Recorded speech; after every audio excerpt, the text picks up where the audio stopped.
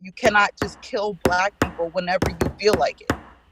Hey everyone, my name's Nathan Lund, and I'm sitting down today with Shaneequah. She was one of the organizers who helped put together the Black Lives Matter protest that occurred in Wilkes-Barre, Pennsylvania. That's in the Northeast region.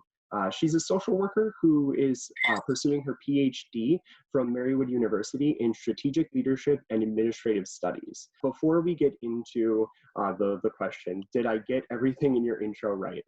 You did. Okay, perfect. Thank you so much for sitting down with me.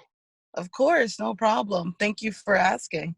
Yeah, definitely. So the main reason that I wanted to talk to you was because you were supportive of a petition to establish a national task force on police brutality, inequality, and policing. But before we get into that, could you just tell me a little bit about how the protest in Wilkes-Barre came to be and your role in it? There's not much to say about how it came to be. A friend of mine, Nicole, who, I just have on Facebook and I know her through mutual friends. I saw her post, I want to go and do a walk from Kirby to Wilkes-Barre to the square. And she posted that on a Friday night. I messaged her and I was like, is this a thing? Like, is this happening? And she's like, listen, it's just me right now, but I'm looking to do it. And I said, well, if that's the case, then, it'll be us too. You know what I mean? I don't know if we can get people in, but if we can try. And for a while, I thought, it was going to be that. On Saturday, I was, because I actually live in Harrisburg right now, but I just moved here a week ago for a job.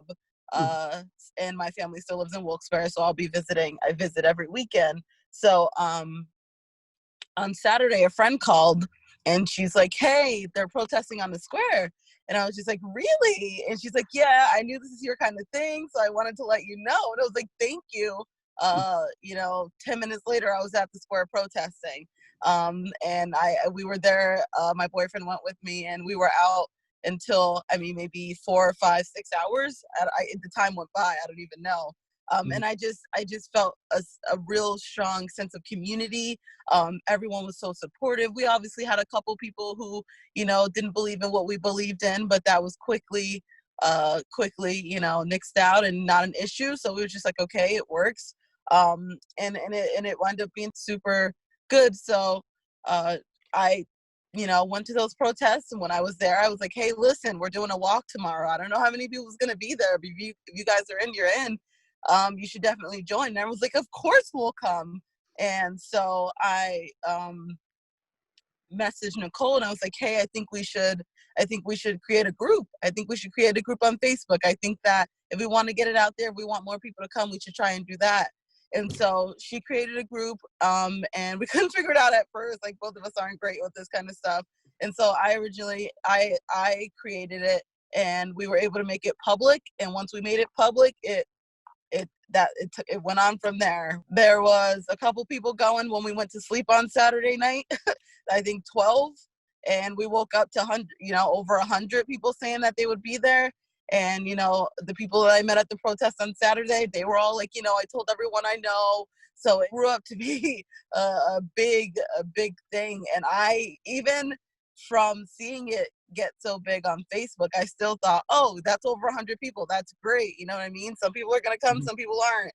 But I don't know how. I don't know how.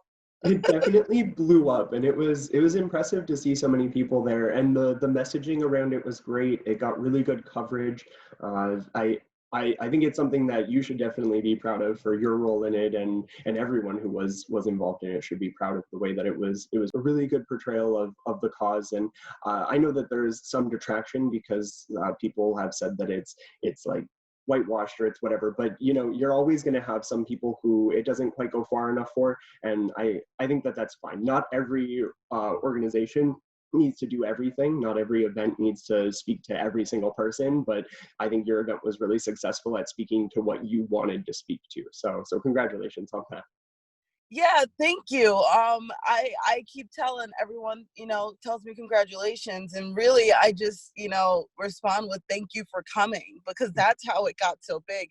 That's how we got the coverage. That's how, people knew what was going on, is because everyone who showed up. all the news stations were out, the newspapers. We got a lot of coverage, and that was a great thing. In regards to the comment about it being whitewashed, it's hard. It's hard for Black people to trust. And I personally can relate to that. It's hard to, see this and think, oh, everything's better, because it's not, you know what I mean? Because we've seen marches and we've seen protests in the past, and obviously, those either died off, withered off, or, they're not as big or large as they were before. And so any Black people that, do feel that way, I feel it's important, at least myself and the group, the administrators in the new group that we are in, we're trying our best to, explain and say, like, listen, we get it, I get it, I really do. It's not something that's gonna change overnight. And I get that you're angry, and I get you're upset, and I get that you feel that this is not what it is, or you see a different thing. I get it, and that's okay. We're gonna try and do what we can. I'm gonna try and do my best to speak for myself and speak for Black people, and give other Black people an outlet, a way to express their feelings. And I think that so far we're not doing the worst with that.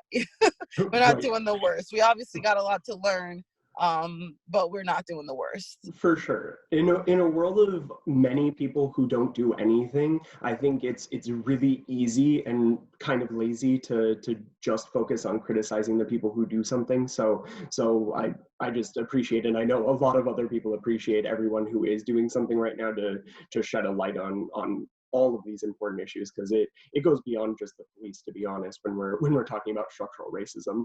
But this actually segues nicely into the petition, because the reason I connected with you was I actually saw you talking on Facebook about next steps and how people were going to become more active, or how they were going to actually push the power systems to say, hey, we need some changes, which is why I reached out to you with the petition. So basically what it does is it asks for a national commission from Congress on policing and ensuring fairness. So what kind of organizations, specific ones or just ones doing work in certain spaces, would you really like to see a commission like that consult with? If you want me to be completely honest, I think everyone.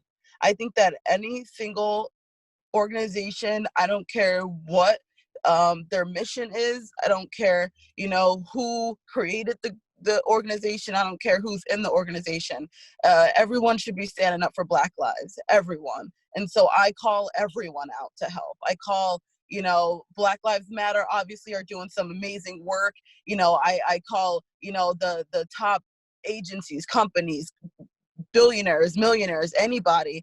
I need everybody to step up, because right now it's not going to change until everyone opens their mouth. Everyone who has a mouth opens their mouth. There's obviously going to be, a lot of people out there who don't believe in what we believe in. And you know what? That's on them, because eventually they're going to be the minority. And that's what we're working on. We're working on making ourselves not the minority.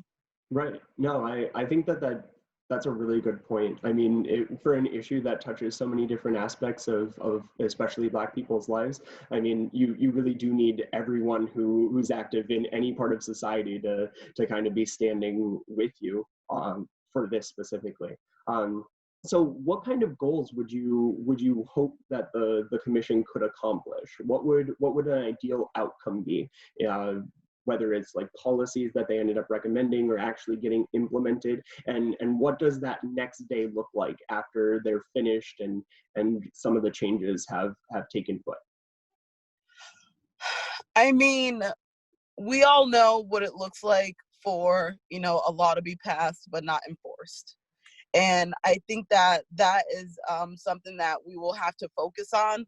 I think that passing the law will be, only half the battle. I think enforcing it, enforcing these policies, enforcing the fact that you cannot just kill Black people whenever you feel like it. You cannot just kill people because you don't like the color of their skin, or because you're threatened by them, or because you're afraid. That's your fault. That's something you have to deal with. Get a therapist. Do what you got to do. You know what I mean?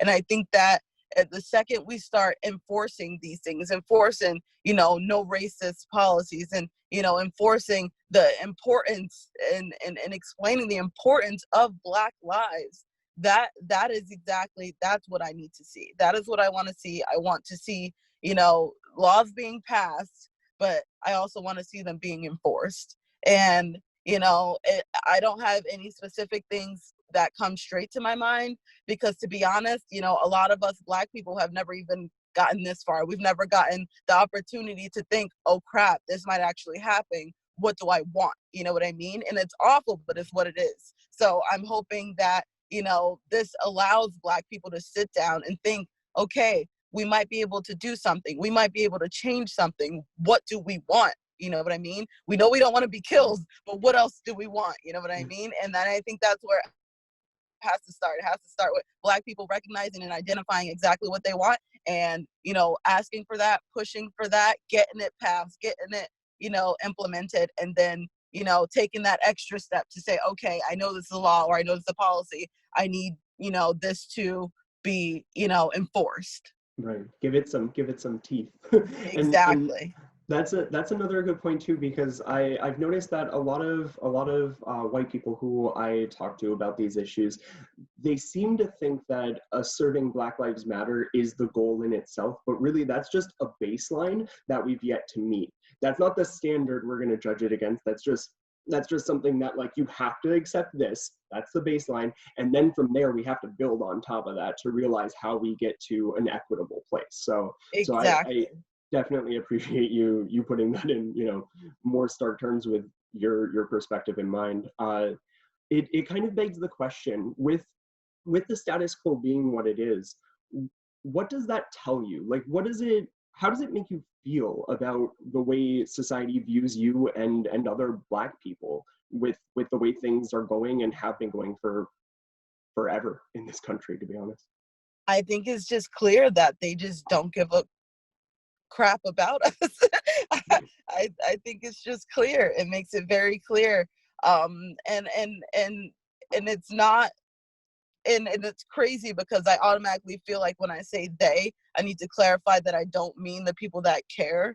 But like, that's not my job to do, and I need to remember that. I need to remember, listen, if you want to say white people, say white people. The white people who are not racist are the ones that's going to know you're not talking about them. And a friend of mine that actually I met through the group, explained that to me yesterday, because a lot of Black people do find themselves apologizing for they don't need to apologize for. And so it helps me to understand, listen, like, say what you need to say. And so that's what I'm doing. I'm trying to just say what the hell I need to say and moving on with it. Going back to your question, it just makes, the way that this country has been ran and the way that it's being run now, like who we elected as president. I'm not going to get too deep into it, but like who we elected as president just shows that they don't give a shit about Black people.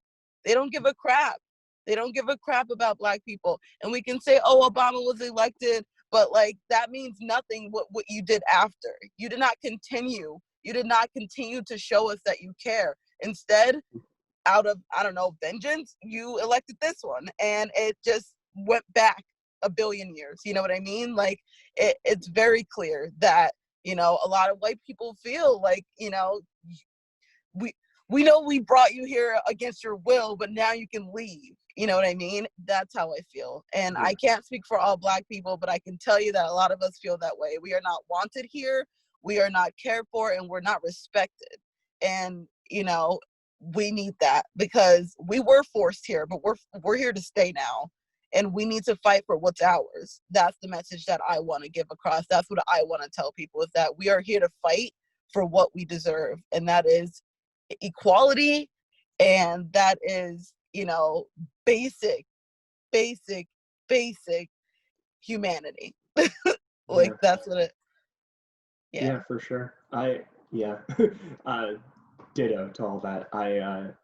I'm so disappointed a lot of the time to see what passes for support for people, and the fact that so many of us, so many white people, require sugarcoating in order to be allies means that we're not effective allies, because we're more concerned about our comfort and how we exist in the space of anti-racism. We're more concerned with that sometimes, and I'm including myself in this because I've been at the point where I get really defensive against things, and it takes effort, but it's worth the effort to realize, you know, you're coming from a place where you have had people spitting on you your whole life, and the people who have been doing it have looked like me, and I can be doing more. So anytime I'm not doing more, how am I not enforcing the system? So I think it's really uncomfortable to talk about some of these things, and it requires a lot of emotional labor on your part and other Black people's part to have these conversations. So I really appreciate you doing that with me, and getting vulnerable when you talk about it, and not sugarcoating things too. Exactly. And I think that another, that friend said to me, and I've also seen that a lot, in the past, couple of days, is that it's good to be uncomfortable, because that means you feel something. That means it's not just, on the surface, it's deep within.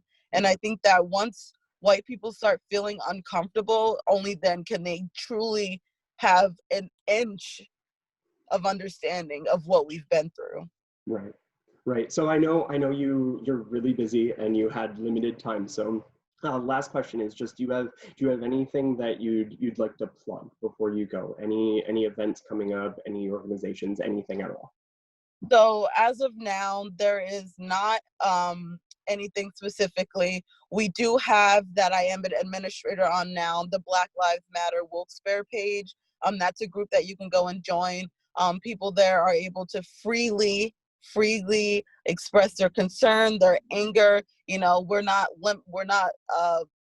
filtering. We did have an incident where we thought that it was offensive or it was negative, and then we came out and said, listen, that was us trying to filter things for these white people. We cannot do that. And so we're all learning. We're all obviously learning. And if any Black people, if you feel you need to get your word out, need to say something, go on that page, like that page, join the group, say whatever you need to say what you need to say. White people, if you want to go and show some support, so far a couple of Black people have said how they felt, and it came out in anger, and maybe it made white people uncomfortable, which is what we want. And we've had some white people saying, oh, we need to report this, or this is not okay. And to be honest, I'm glad that happened. I'm not happy that I felt that we did silence a Black woman when she was trying to speak her mind, but we've learned from it. And I feel that, moving forward, we have a better idea of what we want to do in the group. Another woman had the group, she had 6 members in it, you know what I mean, for 2 years. And after the protests, now we're at over 1,500. So we're looking, and this was over in the last couple of days. So we're looking to use that as a platform, and anything that we plan from now on, we're definitely going to be communicating, everything through that group. Okay. All right, perfect. So if you're in the Wilkes-Barre area, just go ahead and join the group and be part of the cause with Shaneequah. Yeah, no, it doesn't matter where you are. A friend of mine, one of my best friends actually, she lives here in Harrisburg, and she's like, oh, I was gonna join the group, but I live in Wilkes-Barre. And I was like, no, join the group. You know what I mean? Like, you don't have to live in Wilkes-Barre to fight for me. And so that's what we're trying to get out. We're trying to get, a lot of the policies and a lot of the work we're going to be doing is focused, on Wilkes-Barre and changing policies there, which we hope obviously will go, on a federal level. But for right now, we're starting in Wilkes-Barre. Just wherever you live, doesn't matter if you live in Pennsylvania, doesn't matter if you live in Wilkes-Barre. Just you can join the group, you can support, you can reach out, you can have your voice. That's what we want. We want everyone to have their voice on this page. That's a good spot to end. Let's all put our voices behind the cause of Black Lives Mattering, and building on top of that. Thank you again for sitting down with me. I appreciate it. No problem. Thank you for interviewing me. I really appreciate it. Definitely. I'll talk to you again soon. Of course. Bye. Bye. George Floyd! George